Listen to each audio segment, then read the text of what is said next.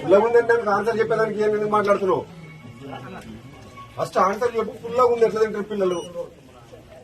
అది లేకుండా చూసుకోవాల్సిన బాధ్యత నువ్వు ఏదైతే చెప్తా కుదరదు. ఇలా అడిగేటప్పుడు లేదని నీకు భయం లేదు.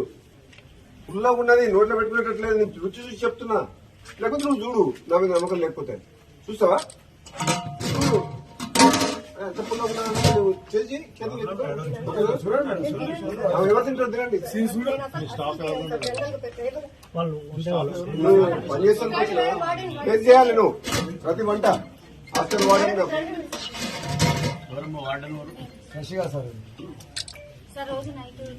మళ్ళీ మాట్లాడకండి. చెప్పిన టేస్ట్ చూడు పుల్లగా ఉందా లేదా?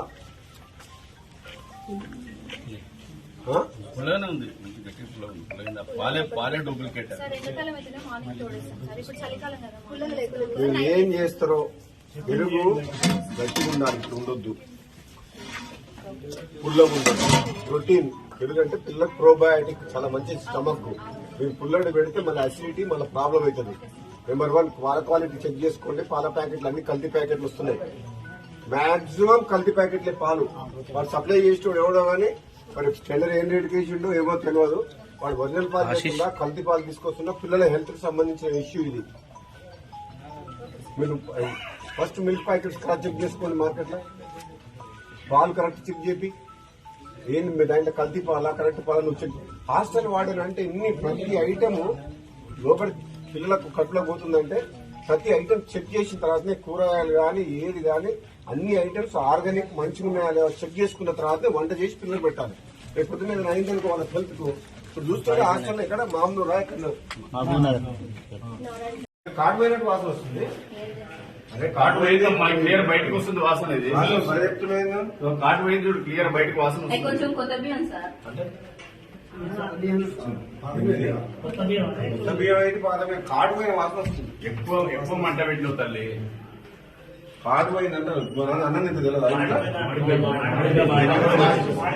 గజిపెట్టి సార్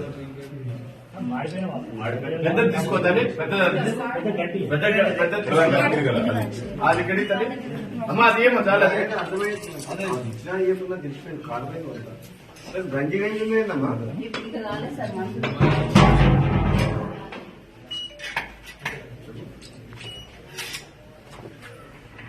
ఇక్కడ రైస్ ఎవరు సప్లై చేస్తారు? దీంట్లో స్టీల్ సప్లై.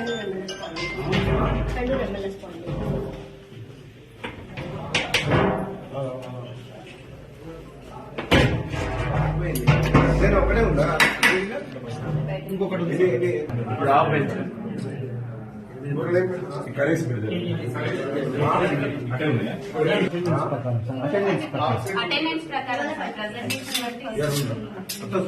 ఫుల్ స్ట్రెంత్ 12 మంది ఎస్ఓలు ఉంటారు సార్.